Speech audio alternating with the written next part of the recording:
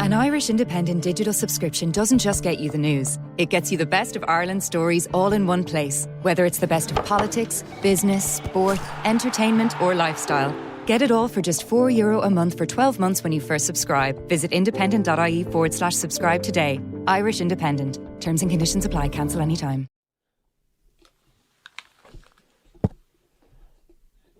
Cool. Awesome. Your beautiful phone there is causing interference. It's going on flight mode. You're a busy man. A lot of messages. That's all. All right, let's. Do I know where I'm going?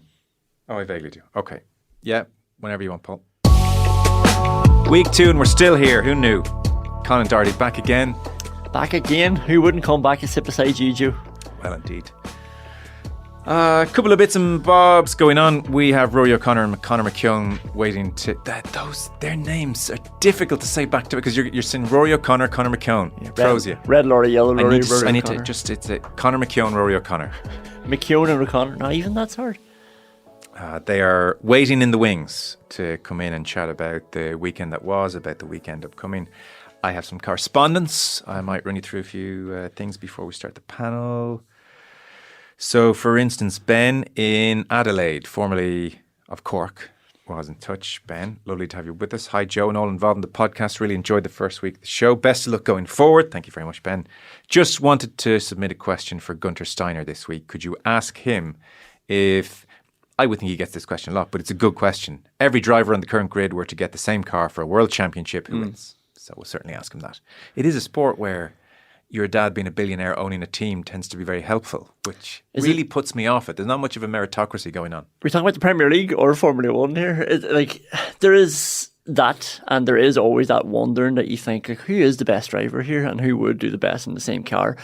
But is that also the main part of the sport, is who can build up their car the best? And obviously if they brought in some sort of financial restrictions or something like that, it would make it more interesting. But I do think for the, as we call them up in the Northwest, the petrol heads, like that's the sort of thing they love as well. They enjoy the arms race. Yeah. That's an interesting point. We have Jason who's been in touch. Jason, wake up. Jason, wake up, Jason.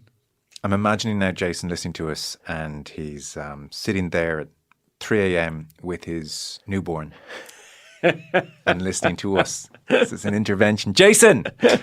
He says, hi Joe, really enjoying the pod. I've just had a new addition to the house. Brilliant. So all that sport rolled into one daily podcast, exactly what I was looking for. And he adds, I'm not sure if the saga has ended, but my suggestion for the Monday panel podcast would either be the aftermath or after the action. Don't do it, Jason. He's tired. I guess for several weeks, months, being a new parent is basically a medical condition. So you hang in there, Jason. Congratulations, Jason. I'm on the same boat myself. You are? I'm loving it. You're 10 weeks. Yeah, at 12 now, actually. 12, yeah, Froan and okay. Judas, this 2 weeks working together. Well, that's true, yeah. And is it going well? It's going great, yeah. I'm actually interested in his podcasting habits now because my consumption rate has gone up, but it's more, late night washing, doing the dishes, putting the laundry up. It's not... I'd be interested to know how people are doing it. Are they with the child listening to the podcast? Because what I'm doing now when I'm with the child in the middle of the night is playing chess. I've gotten into chess on my phone. If he's sleeping and he won't sleep lying down, I've got him sitting on me and I'm on chess.com playing chess. So if anybody ever comes across me, I'll probably be really bad, so you'll get an easy win there. That's interesting. Yeah. It's a real thing, isn't it, that they won't sleep lying down? Yeah.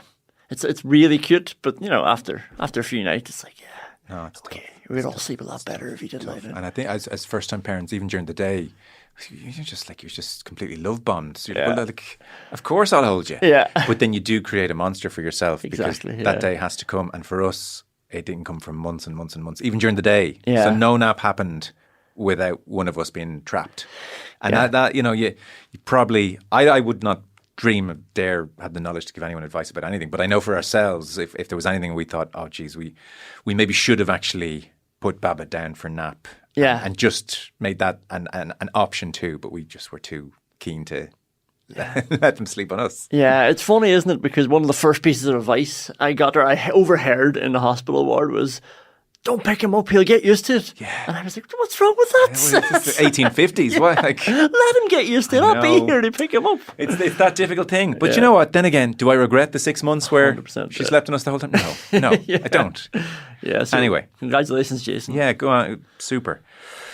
Hello all, enjoying listening to the podcast, wishing the best of luck. Just to put a variation on the sledging debate you had last week, I was part of a Kerry club who played against a Tyrone club in an All-Ireland club semi-final. This was in 2009 at the height of the Kerry-Tyrone rivalry, so we were warned beforehand, be ready for sledging from the Tyrone club, including the story about the girlfriend's phone number. Anyway, it turned out this particular team, Trillick, if you're interested, did not get involved in anything like that whatsoever. I remember one of our players turning to our manager in the dressing room afterwards and asking him where he'd got his information from. As we all know, Tyrone had the upper hand over Kerry at this time. This extended to club matches as well. However, we won the game. And even as a Kerry man, I have often wondered how much has sour grapes from Kerry teams and supporters affected this rivalry, wonders John. So it's a different slant on the sledging situation. Maybe to a point. I think, to be fair, a lot of smoke without there being some fire when it comes to Tyrone. But it's good, it's good to see it wasn't like every team. Trillick, honourable mention. It's always the example you reach to as well, though, and you always clarify it with, I don't know why I'm thinking of Tyrone, but I'm thinking of Tyrone when it comes to this. I don't even know if the phone number story is a Tyrone story. Yeah, but it's interesting, coming from the embattled 6 counties, and obviously your back's a bit more up when you hear these stories and you're trigger happy to jump on the defence. But I do often think of when you hear these stories, if it's an Armagh, if it's Derry or Tyrone, it's a northern problem. Under 14 game in Roscommon, referee gets hit. It's a GAA problem, and we have to sort that out. It's not like we don't use the Roscommon example now forever. It's an interesting dynamic, I always find, but maybe I'm just too entrenched in it. I've never heard someone say that before. Yeah. Interesting. You don't need to take it just because I'm saying that. This is my lived experience. You don't need to. But it's. You could possibly be right.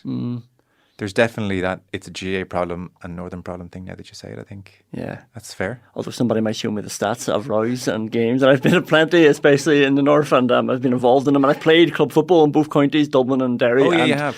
Yeah, definitely have an easier time, let's say, in Dublin, not quality-wise, but sledging-wise and physicality-wise. Physicality, okay. Yeah. We should talk about that sometime. Let's actually tease that out someday on a chat. And then a last one.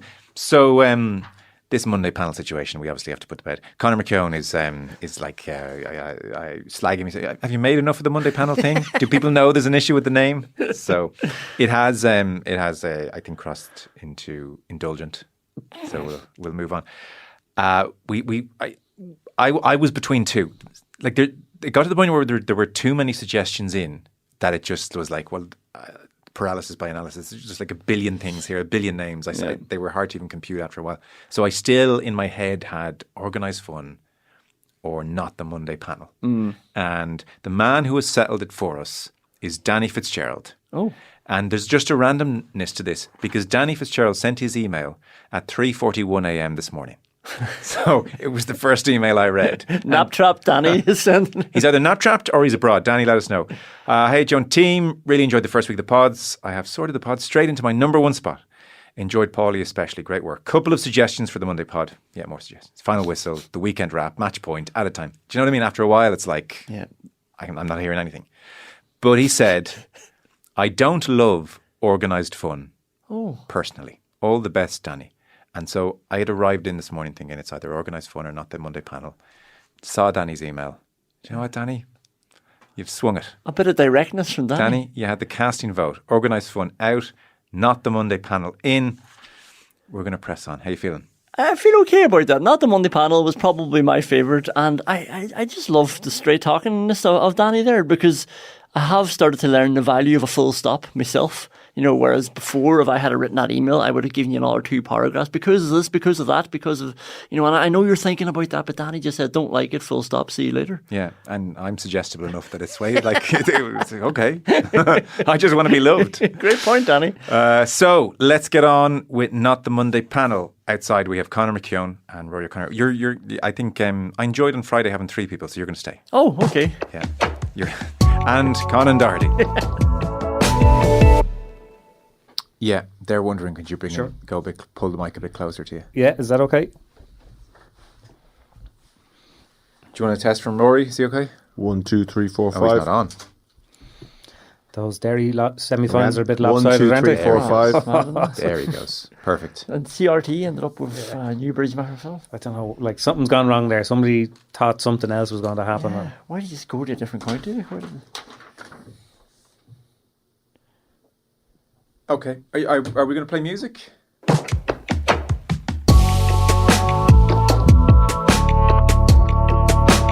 Happy Monday, everybody. We're coming at you once again. So, Conán, we've bullied into staying on. Conán, you're welcome once again. Thanks very much. And the dream team invited back Rúaidhrí O'Connor and Conor McKeon, both of the Irish Independent. Week 2. You're both here. What does that tell you? I feel like you throw that phrase around liberally, Joe. Yeah. Say it to all the girls. There's a touch of that. Well, you're very welcome back. Thank you. You obviously Cheers, didn't disgrace yourself in week 1. You can acknowledge that much, I would think.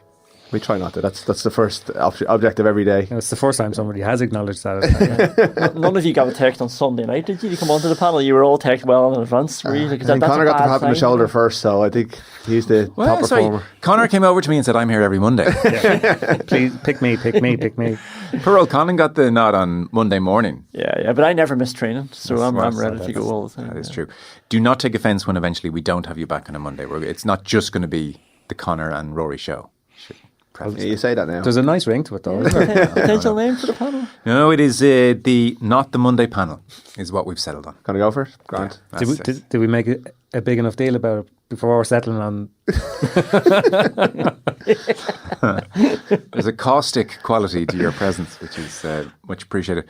So, a few things to get through, quite a lot to get through. We may not get to everything. An international week is here. How does that make us feel? We have the place of the good old traditional highlight show in 2024, Match of the Day in the dock. There has been concussion controversy in the Premiership. 3 players wrongly left on the pitch across the opening 2 rounds, and that's obviously in tandem with Michael Cheika's ban as well. Munster, not embarrassing this weekend. Rory was in Cork, he's still wet. And the League of Ireland title race does what it does. Shamrock Rovers moved to within striking distance. Damien Duff does not love Stephen Bradley's comments on the average quality of the league. That and the very sorry state of golf, all to be discussed. International week. People happy about this. Arne Slot, after Liverpool's win at Selhurst Park, he spoke after the game about just looking forward to drawing breath after a really good start, in fairness to him, to post-Jurgen Klopp life. Also, Eric Ten Hag, Aston Villa 0, Manchester United 0. It was all set up for something very dramatic and consequential, and in the end, it was none of those things. But probably just enough of a sticking plaster on their worst start to a Premier League season and their worst start to a league season since 1989 for Ten Hag to just scuttle away and have a few days without constant scrutiny. Jonathan Wilson is going to join us later on to discuss all. What about the rest of us, though? Conor, you floated this particular talking point. International week, no longer setting your heart racing. No, like I find myself kind of increasingly in that congregation of people whose heart actually sinks when you look at the next Premier League fixture and you realise it's 2 weeks away, and then the dawning realisation that it's international break week. And it's a curious phenomenon. I think, like, of all the representative teams, I think the Ireland football team is the one that has the potential to unite everybody. But I don't know what it is. Like, is it just poor results? Is it a lack of identity? Is it international football generally that has stopped? Like, how are we going to reverse that trend? Because I think there's a huge amount of apathy there. What do you think it is in your case? So, like, I tuned in a fair bit for the start of the Stephen Kenny reign because there was the promise of something different. And I think the idea that somebody with a League of Ireland background who hadn't been to England, turning the team around, I think that appealed in a big way.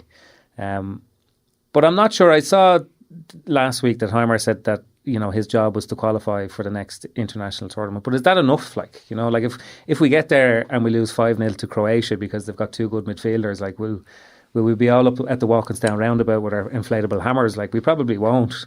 But I think if you go back, like, it wasn't that we won all the time under Jack Charlton or anything like it, but there was always that possibility that we could win any game. There was an excitement around it. There was a general buzz. You could feel it on International Week. So I think more than qualifying for tournaments, even, I think having a team that is capable of giving you those big moments again, I think that's what we're missing. And this team just makes you think, Well, they're just too far off it, you know. I mean, like the England game was a very, very stern reminder of our place in the overall order of things. Like the idea that you're going to go out and take a major scalp with the team as it is at the moment, I think is miles off. But like, you know, the people were saying, well, what the contrast, that contrast has to be either the functional Giovanni Trapattoni, Martin O'Neill team, or the whatever we had under Stephen Kenny, that there's no middle ground. And I suppose maybe we might see this week that there is a middle ground. Like was it 37,000 or something at the Greece game, you know? And when you consider that Munster and Leinster are filling Croke Park this weekend, you know, there's makes you sick, does it? I wouldn't say sick. Like. Where are you running it? 37,000 for a Greece game. I know they were sold in bundles with the England game, so that was probably part of it. It's a really, like, if you look across Europe, it's a really healthy attendance, and Heimar Hallgrimsson has been stunned by the level of scrutiny and attention that his team is getting. I don't think he realised that the Irish football team is as big a deal. Does your heart sink? No. I mean, I find it very interesting. I find it very, very depressing. I'm not a Premier League. I'm not a Barclays man. I wouldn't, live for the Premier League. I mean, Bows have 2 games this weekend. That's more interesting to me than anything Ireland do. But I would have Ireland above the Premier League. I just found, even watching Match of the Day 2 last night, waiting to see an Irish player, and Nathan Collins, crops up with a goal, and you're like, oh, at least there's one, I listened to I was driving down to Cork for the rugby on Saturday, and I was listening to the live Premier League stuff, and I mean, on Off the Ball, they spoke about Ryan Manning for about an hour, because he was the only Irish player in action on Saturday. Like, and he doesn't even get into the team. We've fallen so far. So much of it is by design, because our association has been so poor. The investment in the sport is criminal. Really, there's criminal neglect gone into it, when compared to what other countries have done. Because the big thing that's changed since the Charlton era, and when we were kids watching, like, we were so spoiled. I was a kid, about 8 or 9 for Italia 90. It was, it is that basically England, Germany, Spain have weaponized their resources, and we were all playing, we were kind of punching above our weight back then, but we're not even giving ourselves a chance now. So, I do find it interesting. It's sobering. It's, having been at League of Ireland games for the last 30 years, I don't think you can't divorce it from, like being in crumbling stadiums, watching, at times part-time teams on a regular basis. This is our league.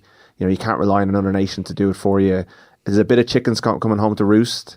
Even, everyone being frustrated at the England game. The England game was it was a brilliant event. It was a reminder, well, it was for 15 minutes. It was a reminder of what this team can be and what it can deliver.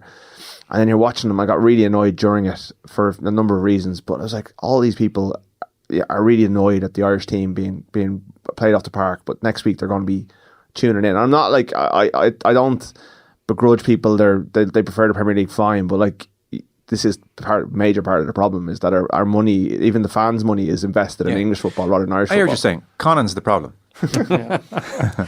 I am who I am. I like what I like to. But Conor sort of touching on my feelings of it there. So we've only ever qualified for 6 major tournaments. That's not bad, I know, but this is... It just that it came in such a burst. Yeah, and it's such a weird bar now, I think, that we hold against some managers. It's unrealistic. We'll still get into the Euros pretty soon. Yeah. What? If they keep expanding it, we will. It'll be 50 teams soon. Yeah. But my sense of it is that it's only kind of dormant. Do you know what I mean? Same. I completely... Like the Irish national football team, because just the sheer popularity of the sport, is the one team that will literally... be a focal point again for the entire. It's the actual team of us, is what you're saying. And the thing, I guess, we don't get the payoff. Like what you're saying about the international break, like the Nations League is better than the friendlies were. Yeah.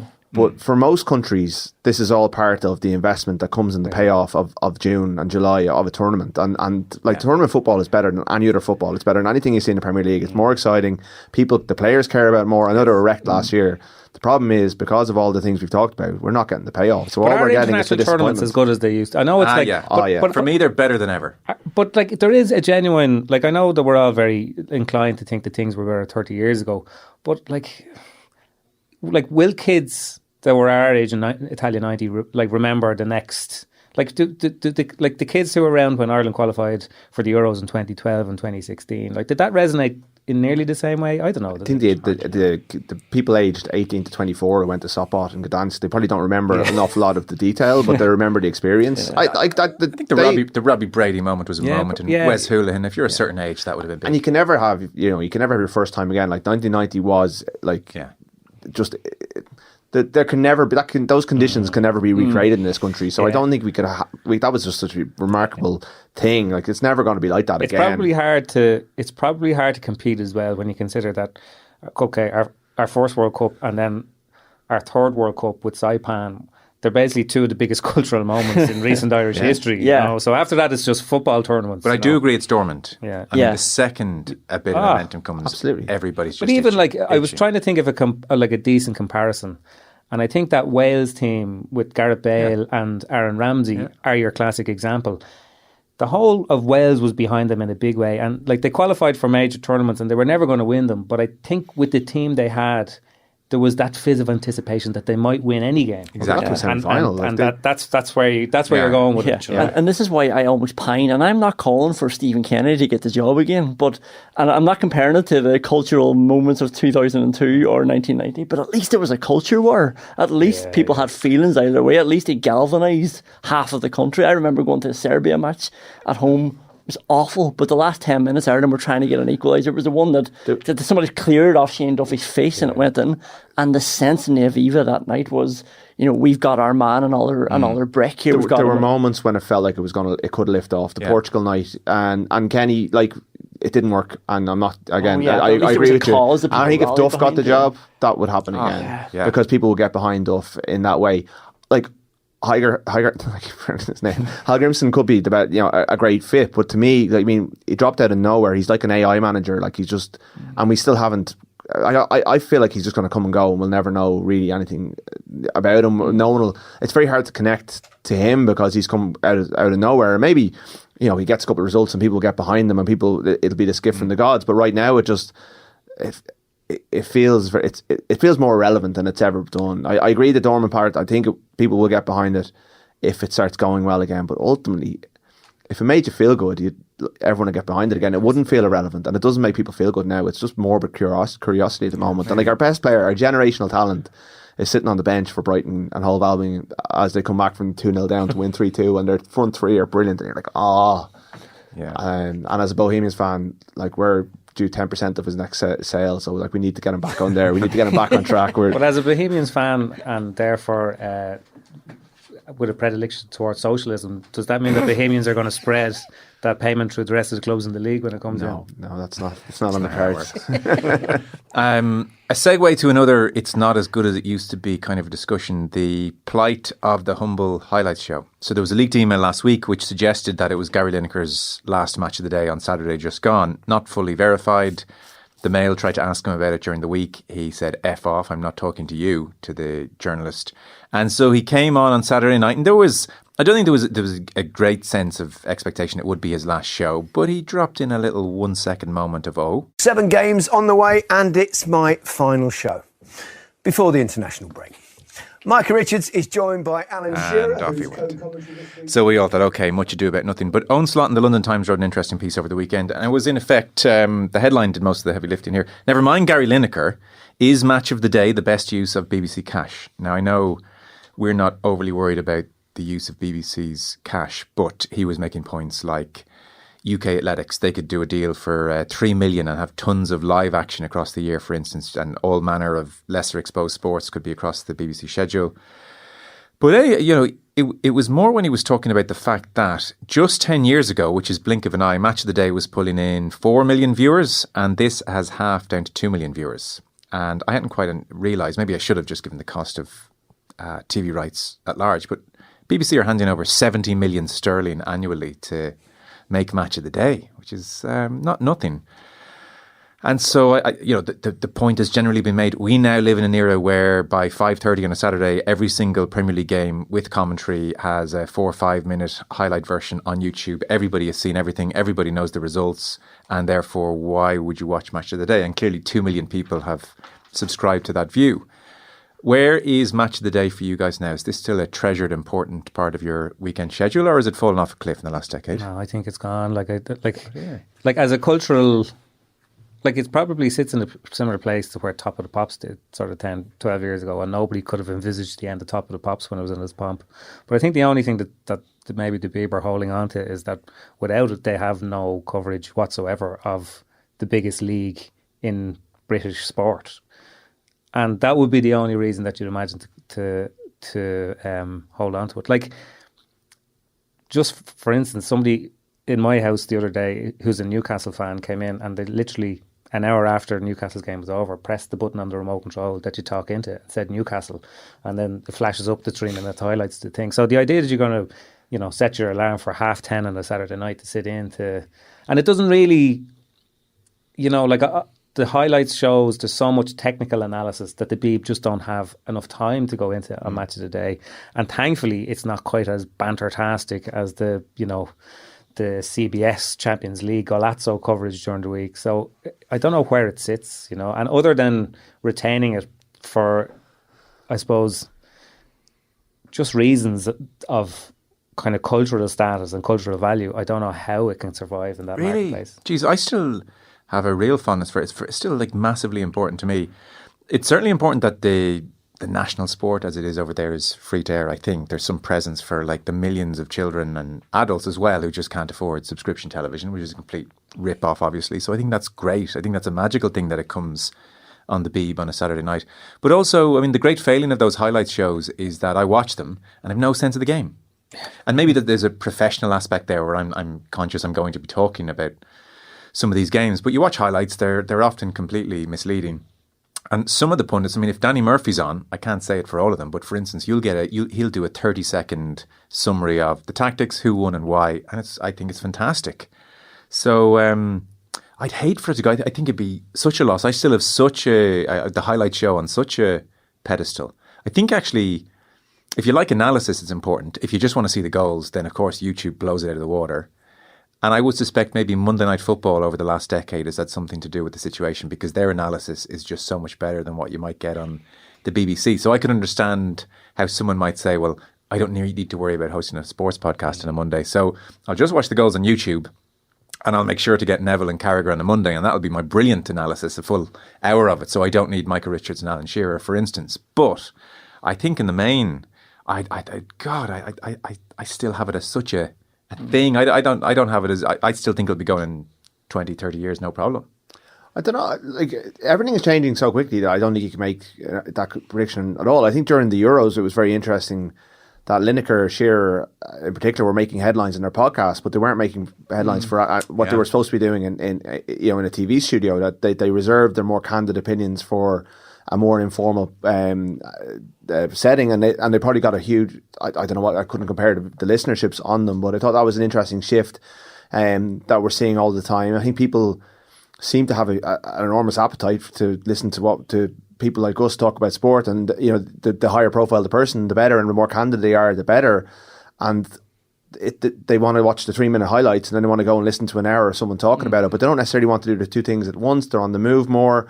Certainly, I don't watch Matchday anywhere near as much as I used to. Okay. Sunday Game, I think I would throw in the same bracket. Declan McBennett, again, League of Ireland thing, last couple of years, one of the big bugbears is that Doherty did away with the highlights programme. And when Declan McBennett came on Dan and Johnny Ward's podcast recently, or last year, he said, look, there's no market for, the only real market there is for highlight shows is Match of the Day. It's the only one, and Sunday Game will be the Irish equivalent of that. Yeah. But even in recent years, I watch it a lot less than I used to. And why is that, Rory?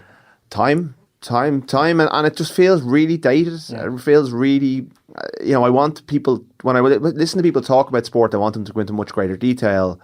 And I guess I think people are more interested in the thing that they're interested in, and they're not necessarily interested in what happens elsewhere. Yes. Everyone's honing in on their thing. Well, Conor's Newcastle fan watches the Newcastle highlights and then listens to 8 Newcastle podcasts. Yeah.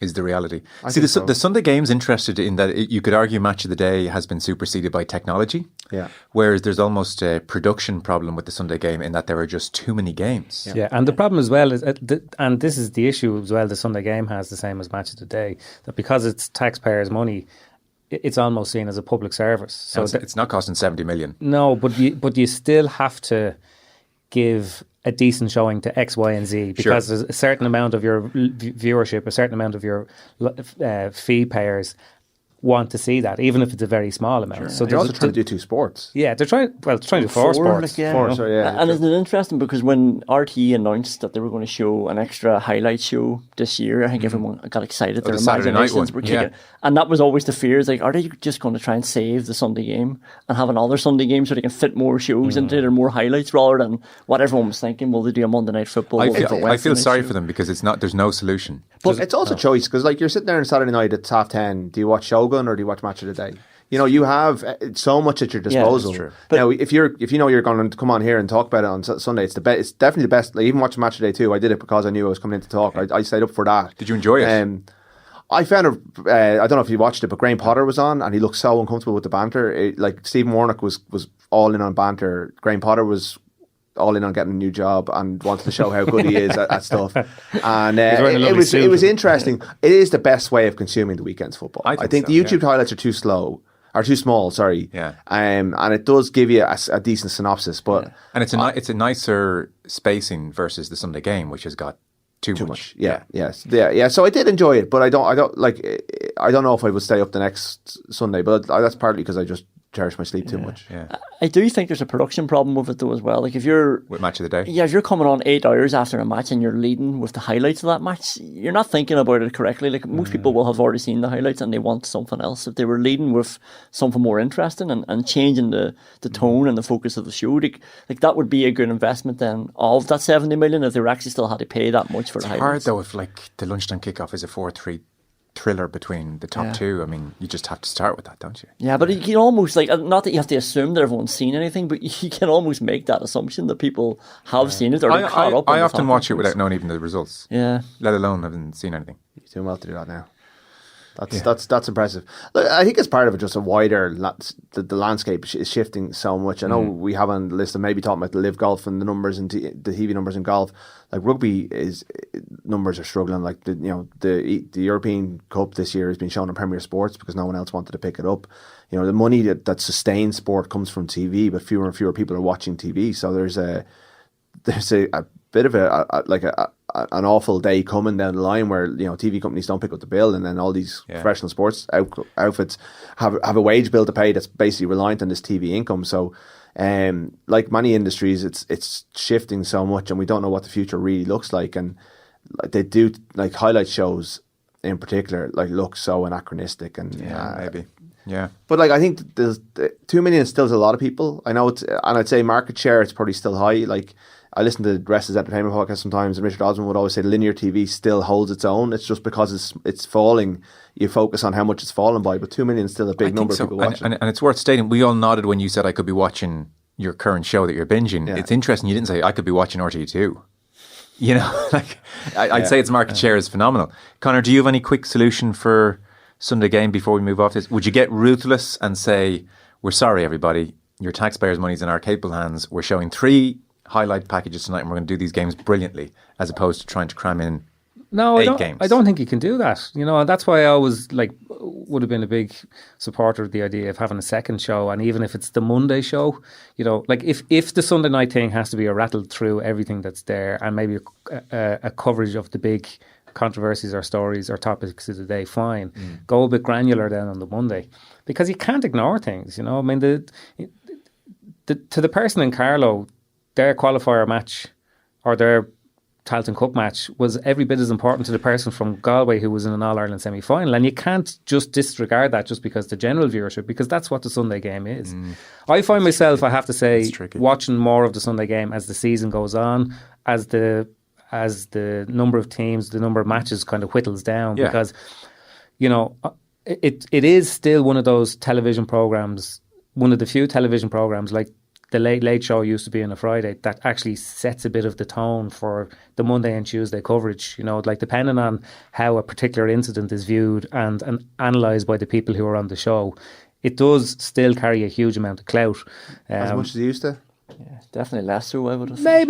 Maybe less so, but maybe that's got to do with the tone of the punditry has kind of changed. There was a time when Monday morning was all about what Joe Brolly and Pat Bland were arguing about. A long time ago now. Yeah. No, you have Lee Keegan apologising for the man in the match. But even though that might not feel like that long ago, but I think that shift has happened. I think that's part of the reason that the shift we're talking about has happened. Even the fact that I had to go back to the point I made about Lineker saying more interesting things on his podcast he said on TV. Like, why are people in TV studios for national broadcasters not comfortable giving their true opinions? Why are they being safe in that format? And then coming in here maybe on a Tuesday and being more candid because it's more relaxed setting. Yeah, how do you make the pundits more relaxed? How do you get more out of them? If they were saying interesting things, people would watch. Now, they might watch on clips, but those clips are valuable to the BBC and stuff. So there's definitely... There's a future, but it's maybe not the format that we're watching at the moment. That's true. Do you shoot your mouth off more in here or in the paper? Definitely in here. No, but I think we all do. Yeah, I think we're way more careful about what we write than what we say. And like, you have to be careful. Obviously, you can't just come in and start libeling people left, right, and centre. Yeah. But I definitely think you're more comfortable throwing out kind of opinion and referencing things than you would necessarily in print. The format's quite seductive that way. You kind of forget yourself a touch. Rugby, Rory, somewhat in the dock a touch. We talked about Michael Cheika's ban on Friday in a bit of detail. It was a good chat if you want to listen back to that. In effect, guilty of an intimidation of sorts of the independent doctor. The Leicester doctor had said that Ollie Chessum was fine to continue, but the independent doctor did not think so for over 5 minutes is the sense. Cheika was standing quite close to him, intense eye contact, and so he's been slapped with a ban. But I suppose the bigger picture, as the dust settles on it all, is it's emerging that there were mistakes made by 2 doctors in that match alone. So Ollie Chessum and Solomon Kata, they both played on for Leicester against Exeter, and they both should have been removed with a concussion. So what happened in the Chessum case is there was a HIA, and he obviously must have passed it, which again, this is the problem with the HIA, I suppose, but he must have passed it and went back onto the pitch. And so Cheika kind of thought, well, what gives? But the independent match doctor looked at the footage, and you remember Nick White for Australia stumbled, and so if there's a visible sign of concussion, then that supersedes passing the HIA. It's like, well, that's a telltale sign you're concussed, and so forget the HIA, it doesn't matter, off you come. So the independent match doctor had seen something in the footage that said Chessum, off you come.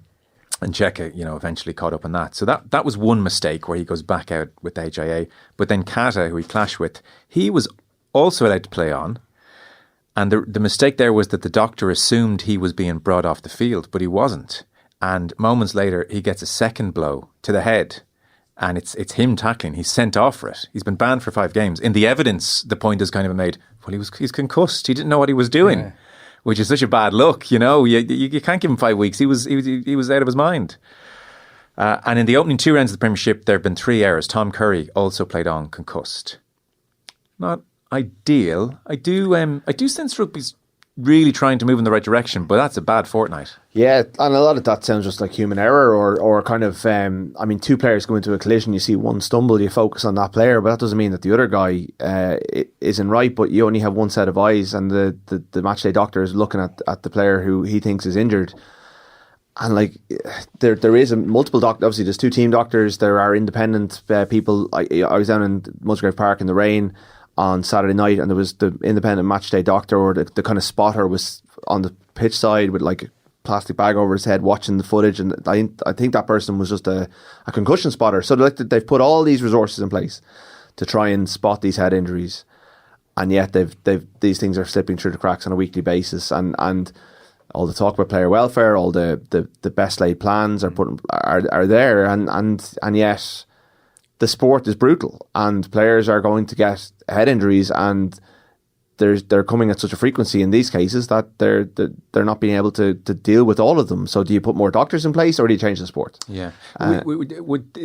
Was I wrong to think these mouth guards, which measure the impact, might be a real panacea? Well, the coaches hated them because there was false positives, and it was all to do with G-force, and players were taken off and were removed from games, and then they do all the tests afterwards, and the players were fine. But the G-force in itself should be an indication that maybe they should come off. So that was supposed to do it, and I think that's one of the tools they're using. And I do think they're largely getting the players off that they need to get off, but there are ones falling through the cracks. But everyone that falls through the cracks is a terrible look for a sport that's basically in retreat and trying to defend itself and trying to show that it does care about the players and all of the things that it says it does. So it's definitely a better place than it was when the players were taking the case against World Rugby, and the different bodies were playing and training is a much, I think, safer place. But you still have coaches who need to win and are putting, Michael Cheika is putting pressure on doctors. That looks terrible. Being an independent matchday doctor or a team doctor is one of the hardest games in sport. It's such a difficult position to be in, because you've got the player who's your patient, but also probably is going against his or her better judgment. You've got a coach who needs to win. There's pressure coming from every angle, and it's not a good environment for making good decisions necessarily. So it's tricky. Ultimately, ultimately the most important thing is that the players are being looked after, and I think they're trying to look after them as best they can. But it's not always it's not a faultless or seamless exercise, but everything around it is just difficult. Yeah. Leinster-Munster on the horizon. Yeah. On the pitch this week, Munster beat Ospreys 23-0. I know you were at that game. It was miserable weather. Leinster, with Kieran Frawley starting at 10, played the first 40, and they were 28-0 up at half-time. They beat Benetton 35-5 away from home. Very strong Leinster side, name for that game. Ulster were down in South Africa, beaten by the Bulls. No shame in that, 47-21.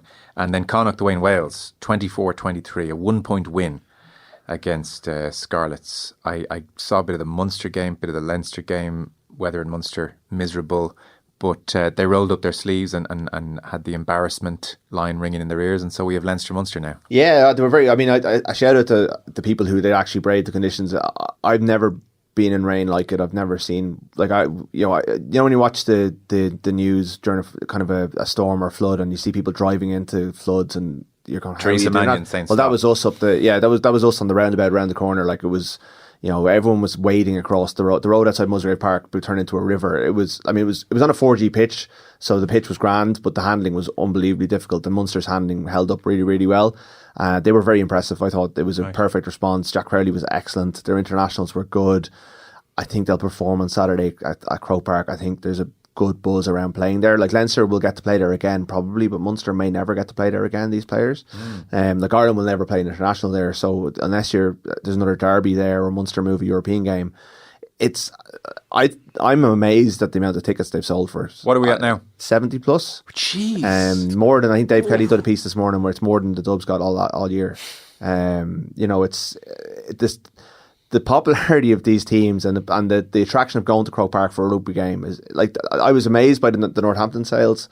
I'd never thought that was going to sell out, and it surpassed my expectations. And I'm continually amazed by the demand there is for these teams. It's really, really impressive. And I think they're going to get a game, because the team Leinster put out on Saturday was box office and didn't deliver across 80 minutes, but delivered in patches. And Munster know they need to be at a serious level to beat them. I don't know if they will beat them, but I think they'll get to a level where they'll put them under pressure. And it's exciting. It's a good week it's kind of the first real week of the season. So the first 3 weeks are mixing matching teams. Dad's getting game time. There's mistakes. There's bad results like the Munster one. This is the pivot now towards November and the All Blacks. They named their squad this morning, and it's going to be like proper Ireland lads vying for Ireland places. So in front of a big crowd at a unique venue. So it's going to be an interesting week. Tasty enough. Yeah. Sexton's autobiography will add a sprinkling of something onto that New Zealand game for sure. Paul Kimmage spoke to him yesterday, ran to 5-6 pages in the paper. Yeah. What jumped out to you? Anything, if people haven't read it, that you thought, God, that is interesting? Well, I think it's worth reading. I think there's nothing I would put in the headline. Like, I think the excerpts had the bit of the stuff that will annoy people and piss people off. I thought it was really deep. I found the stuff about his faith very interesting. The way he was taught to play rugby through the Spiritan priests kind of using religious iconography to teach him how to catch the ball. Yes. Have your fingers like God in this image. And keeping religious trinkets in his bag, saying prayers. He said his teammates would never realise, but he was saying the same 3 prayers he used to say in Mary. So I found stuff that, again, I know Johnny to a degree. I've covered him for his entire career, and I feel like I have a good sense of him, and that blew me away. I didn't know that he would go to mass on away trips. That he would, I found that really interesting. It was almost a throwback to a different era. Yeah, he was saying night before games he'd skulk out of the Shelburne and go to Clarendon Street and get mass. Yeah, like that's. And I'd say there's about 40 people in that church maybe, and that they know that Sexton was there, and that's never come out in the years since. Like, that's.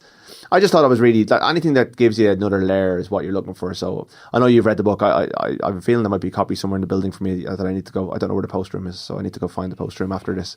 But I'm looking forward to getting stuck into it. I thought the bit about that, the most interesting or the interaction that jumped out to me most was that Sexton spoke about how much the approval of his father was a driving force in how good a rugby player he became. And he came back to Paul and said, but does everybody not seek the approval of their father that much? The book certainly positions him that way. And I thought in the interview he tried to reverse away from that a little bit. Okay, because Donegal Boyle had a piece in the Sunday Indo yesterday as well about GAA players whose fathers had played inter-county. And it was an interesting kind of contrast, because in my experience with a lot of those guys, what they've seen is that their father has achieved a level of, whatever fame or approval, and they want it for themselves. That's why they kind of follow in their footsteps more so than seeking the approval of their father. But it was interesting in the interview that Sexton seemed to think this was a universal phenomenon, that everybody's primary motivation is to find the approval of their father through whatever it is, common interest that they share. Now, I'm not sure any of us around the table know each other well enough to get into this, but do you, would seeking the approval of one's father not be a fairly common thing? Yeah, but I'm not, like, I suppose it was the way that he answered the question was that it was nearly framed as, well, isn't that what drives us all? Isn't that always our primary driver, And I hadn't really considered it until I saw it kind of put in those very straight terms. I guess you certainly people could grow out of it as a kid, for sure. Maybe in your teeth of your career, maybe not as much. I don't know. He's certainly very family driven and oriented. Absolutely, and he is one of these players who I think found motivation in things people said about him, and the ultimate thing that someone said about him was his dad being in the bar in Bective saying, well, Johnny's grand, but wait till you see Mark, his brother. And that was the chip that drove him, and he would say Mark was a better player. Mark got really bad injuries and won an AIL with Mary's and is coaching Conor now, but was a really top quality player. But I don't think Mark would claim to have been better than Johnny given what Johnny achieved, but that sibling rivalry, that approval of his dad, he found fuel from so many different places.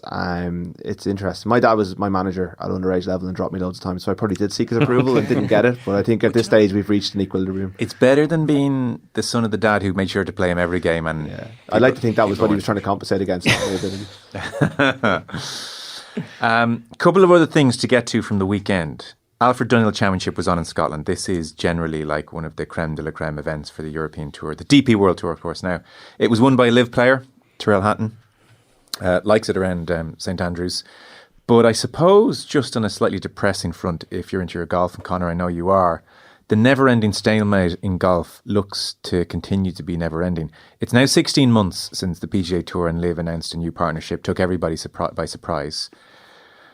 Rory McIlroy, generally when he talks to the media, he gives about the most honest assessment of where things are. And I just had this moment of kind of heart sinking where he was saying, I think all the tours are going to keep trucking along and doing their own thing for the foreseeable future.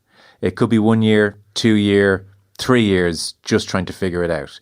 The hard thing is there are legal precedents that have been set in America and in Europe, and that makes it very different. No one likes lawyers. I certainly don't. And that's a big part of our issue at the moment. I think there is a willingness from all parties to try and get it to happen, but you have got tons of lawyers in the middle of it. And I suppose the thought of another 3 years, and look, maybe 4 or 5, everyone underestimates these things, of the current stasis is a really grim thought, Conor, if you do like your golf. Matt Fitzpatrick was asked about the situation. I think he summed up a lot of people's feelings in 4 words. He said, I just don't care. Was what he said. And he was asked about the fact that Yasser Al-Rumayyan and Jay Monahan, Saudi and PGA Tour heads, played together. And he said, I don't think they're going to decide the future of golf in 5 hours at Carnoustie. Matt Fitzpatrick just finding the whole thing as tiresome as everybody else, really. So, we're at this point now where LIV is completely on the margins. I don't know anyone bar 2 or 3 people who watch LIV routinely.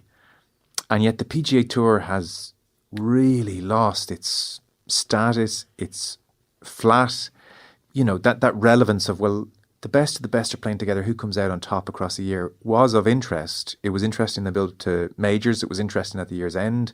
Tiger Woods' 82 career wins is every bit as impressive in some respects as his 15 majors.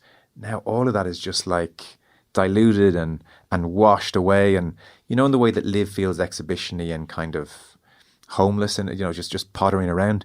The PGA Tour, now that it's lost kind of that kind of solid grounding of the best, now it is starting to me to feel a little bit random and arbitrary. And we're in Phoenix this week and we're going to Florida next week. But like, what is this? This is every bit as exhibition-y as the thing over in LIV Saudi this week. And the viewing figures have gone off a cliff. Like golf is in a shocking place at the moment. And we've got years more of it.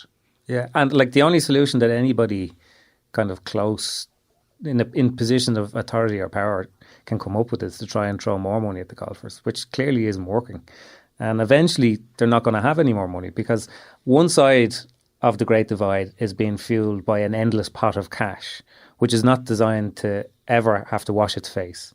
And then what they're doing is hemorrhaging viewers, money, talent from the other tour. And I think maybe a thing that people don't speak about a whole lot, but is a very important factor here, is that players group on the PGA Tour side that Rory McIlroy was on and then resigned and then wanted to come back on and they wouldn't let him on. They're hugely influential. They're as influential as Jay Monaghan. And you have somebody there in Patrick Cantlay who turned down 70 million to join Live and now wants the PGA to pony up for it. So the money that he didn't deserve, he wants it from the PGA Tour, which clearly can't go around writing checks for 70 million and try and be a viable entity. And so far as anybody can make out, that players group is trying to, have a PGA Tour, one where they have to play fewer tournaments for more money, and all of them to be based in America.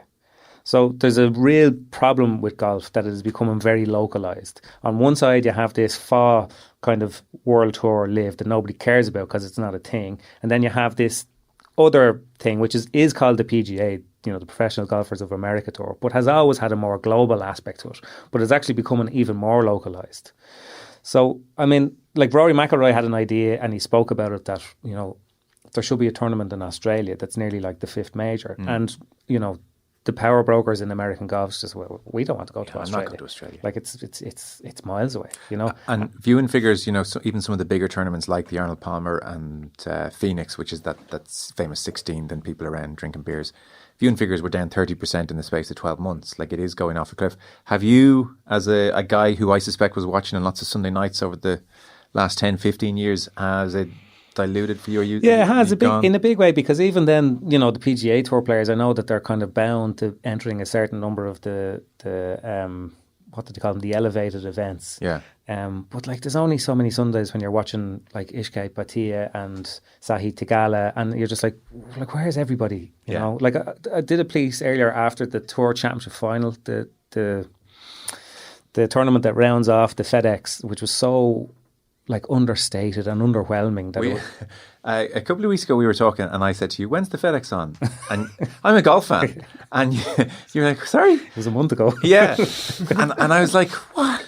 I couldn't have missed that. I never missed that. And then I remembered reading your piece the next day. It was Scotty Scheffler's 4-day percent. And I went, oh, Jesus, yeah, it was so bad. Yeah, it was so bad. And I remember just researching some figures, or finding a couple of pieces where people research figures and put them into my own piece. It's good journalism. But the only tournament this year where there was any sort of lift in viewership figures was US Open Rory. The US Open Rory. Why? Because Rory and his sort of psychodrama thing was going on, but it was also Rory versus Bryson DeChambeau. Yeah. And what you need to have, like, golf hasn't got enough entertainment or charisma or watchability for it to be diluted into two tours. Yeah. And you need all of that on the pitch at the same time, with everybody watching every single week, for it to appeal to a bigger audience. And what's happening at the moment, I think, will do, it's hard to say that it's irreparable damage, but it will take a long time to unspool this.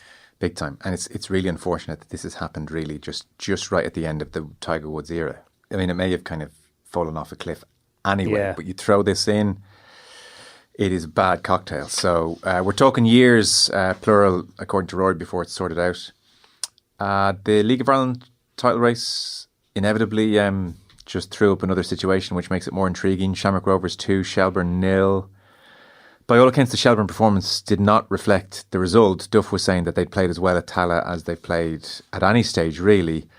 The, I guess, ultimate point he's making as well is, if we win our last 3 games, we win the league. However, they have 1 win in 10. So it's and the final one of those 3 games is away to Derry, who looked like I was at Derry Bows in the Cup semi-final on Friday night, and Derry just look like the grown-ups in the room. They have, like, Rovers have a huge amount of league winners from their 4-in-a-row team, obviously, but Derry do have a good contingent of the great Dundalk team in their ranks as well. So, my money would be on Derry at this point. Okay, the Derry have a great capacity to slip up in games where they shouldn't slip up, but they've got 2 games this weekend during the international window. One is against Bows in the Brandywell. They win. They're both at home, I think, and they generally win at the Brandywell.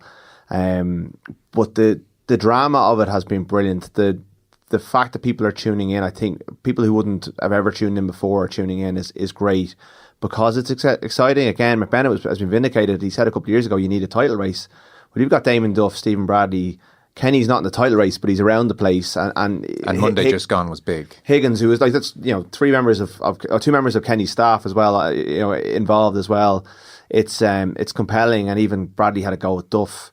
Duff had a go at Bradley, then Bradley had a go at Duff, and Duff had a go back. And like, that's, you know, we're talking about it here. Like, we're, you know, it's been really healthy, I think, for the league. And yesterday, like, Tala is such a, you know, I'm no fan of Shamrock Rovers, but what they've got going at Tala, it looks great on television. A lot of places, like Drogheda didn't. Drogheda, Wexford, which served up a bit of a cracker in the other cup semi-final, and Drogheda are in the final. But like, Tala makes such a difference. If we could get the venues to look good on television, it would make a big difference. Yeah. Isn't that interesting when you go up to Drogheda, because the atmosphere is always so good up there, and it's both sides packed, and obviously the ultra side is just it's literally jumping the whole time. But then when the TV camera shows the wall behind the goals, it looks completely different than it feels when you're there. But yeah, you said the great Dundalk team that used to be the Derry team before Dundalk started poaching the Derry players, brought them there and won a few league titles. But I'm waiting for this to actually go global. Like, this title race could genuinely be picked up by world news at some stage because of the way it is. Like, you have 3 or 4 games there for most teams, 5 for Derry, and mathematically 70% of the league can still win it. Like, they're right down to Waterford in 7th place. It's not going to happen. They need to win all their games and hope everybody else loses. Probably mathematically it can't work out, but it could if everybody did lose. And, you know, like, once somebody saw that, like, 7 of the 10 teams in the league, like, that is world news, really. A title race coming right down to that with so many teams that come. Well, not if they saw Stephen Bradley's comments. He was asked 6 teams separated by 7 points. How do you account for that? And his quote was, "I think if we're being honest, the standard hasn't been great." This was invariably put to Damien Duff afterwards, and he said, "I know a lot has been said about the quality of the league, that it's disappointing and people have been poor. I totally disagree. There's no easy game. That's the way I see it. But here, if Stephen says everyone's poor," again, Stephen Bradley going, "Well, it's not quite what I..." I'd say there are 250 professional footballers in this country who would find that a slight. They would love it if they beat them. You love it. And later on to RTE, I think it's a poor comment because it's disrespecting the 250 professional players that have dedicated their lives to this season. Is Stephen Bradley correct? You'd be the most routine watcher of League of Ireland here. Is the standard? I think the talent is spread far more evenly among the 10 teams than it ever has been before. There is no UCD who are getting beaten routinely week in, week out. It's always UCD, the people using the example, but it's been Finn Harps in recent years as well, have been a weak team who everyone could turn over.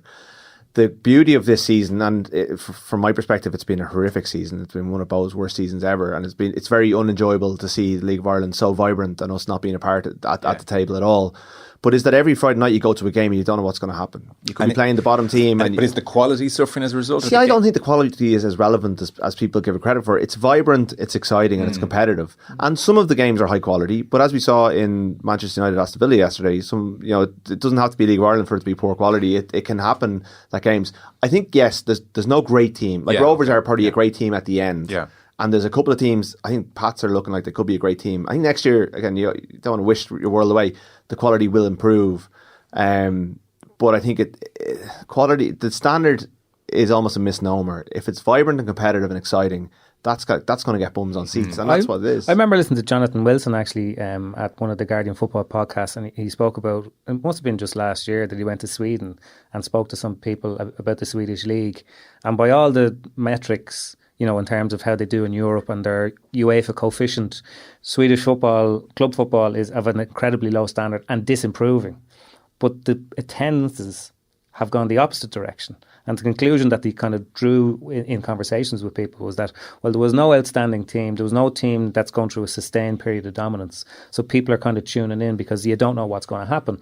And as Rudd says, like, it's about vibrancy and competitiveness. And like, people aren't sitting down saying, well, he didn't control the ball great there. Like, these are still professional footballers. They're playing at a high standard. You see great goals every week. And I think that's better for the league. I'm not necessarily sure that it's the standard that's going to, you know, bring the League of Ireland up to another level. I think the standard of facilities will be far more important than the standard of football in some ways. Like, and more characters. I know you probably say this every day, but more characters like Duff, and more Ryan with Stephen Bradley or anybody else. And fewer Dublin clubs. I think the population is there to sustain the Dublin clubs that are there, but I think the growth around the country will be, like, if you could get community aspect.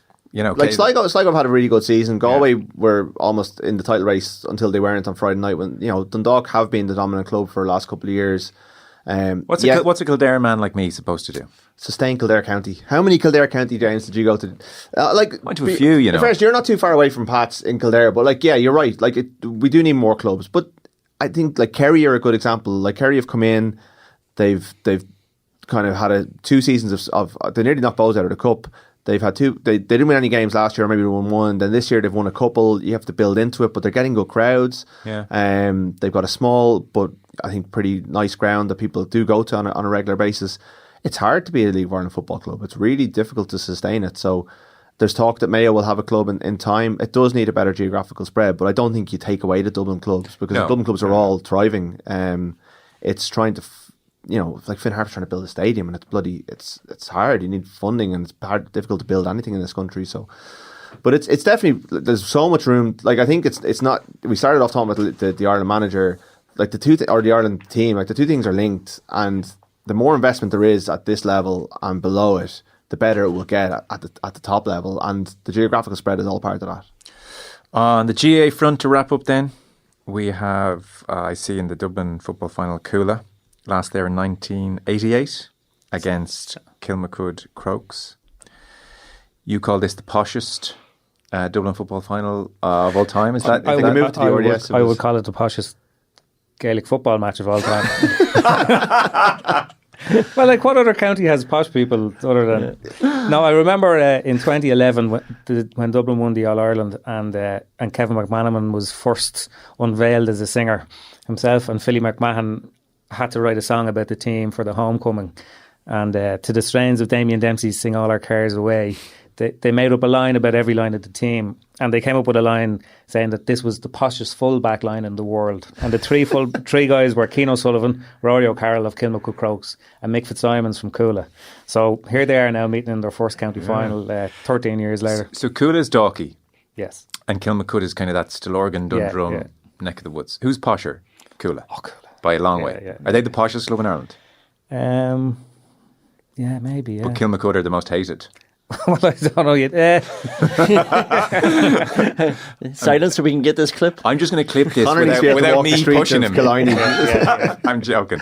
But Kilmacud are certainly regarded as super club, obviously. Shane Walsh, all that kind of business. All that business, yeah. And going for 4 Dublin senior titles in a row. Yeah, and it's not easily done. And I think they've kind of Nafina were coming back hard at them after an awful start on Sunday, and looked like they might catch them at the very end, and Crokes held out, and they tend to do it the hard way for a team that have won so much. Well, it's funny, you're sitting opposite a man who's part of the coaching staff of Skerries. Yeah. That's not me, by the way, it's Conán. And you played Kilmacud in the first round, and you sort of think there's a team there to be, they're very beatable. Sorry, not very beatable. I don't put words in your mouth. I'm trying to get both of you in trouble here. Didn't say they were the most hated club, but didn't say they were very beatable.